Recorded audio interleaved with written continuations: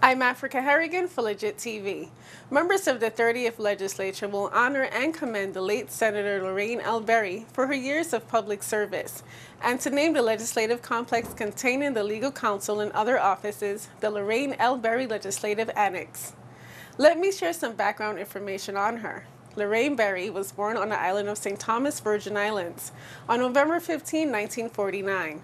She developed a strong sense of politics and social justice as a teenager after being inspired by the words and oratory of Dr. Martin Luther King Jr. in the I Have a Dream speech on August 8, 1963.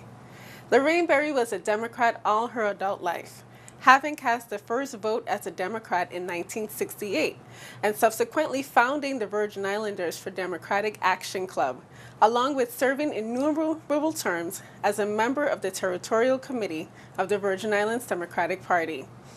She first became actively involved in politics as a result of her work as a PTA president of the Robert Merrick School, now named the Joseph Sibley Elementary School, prompting Earl B. Otley and Roy Gottlieb to initiate a write-in campaign, without Berry's knowledge, to draft her to serve in the Democratic Territorial Committee. Prior to her legislative service, Lorraine served the people of the Virgin Islands in a number of capacities: the office of then Delegate to Congress, Ron DeLugo, the Bureau of Audit and Control, which is now the Office of the Inspector General, the Industrial Incentive Board, now the Economic Development Authority, and the Neighborhood Youth Corps in-school program. Lorraine won a seat in the 15th Legislature and began her term of office in January 1983, marking the commencement of a distinguished 24-year tenure in the legislature. In addition to serving as president of the 22nd and 26th legislatures, she served the body in a number of key leadership positions, including Chair of Committee on Government Operations in the 15th Legislature, Chair of the Committee on Finance in the 17th, 18th, and 23rd legislatures.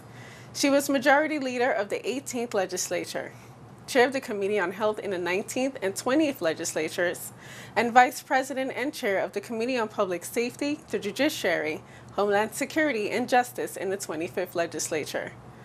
Lorraine over the course of her tenure, improved the lives of thousands of Virgin Islanders by spearheading a number of important legislative initiatives, including the Government Financial Accountability Act, the Virgin Islands EDC program, the creation of the Enterprise Zone program, the enactment of the Hospital and Health Facilities Corporation Act, which led to the semi-autonomy and accreditation of hospitals on St. Thomas and St. Croix, the Child Protection Act of 2002, the Justifiable Use of Force Policy, the Comprehensive Omnibus Justice Act of 2005, and the Donated Leave Program.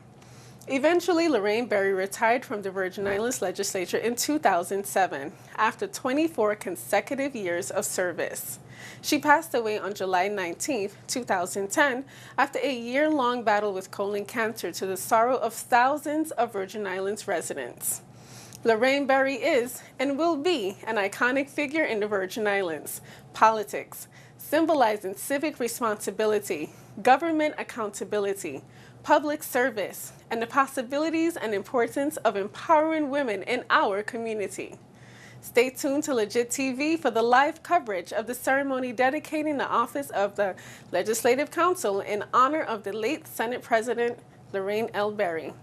This event will take place on Friday, November 22nd at 9 a.m. on the grounds of the Capitol building.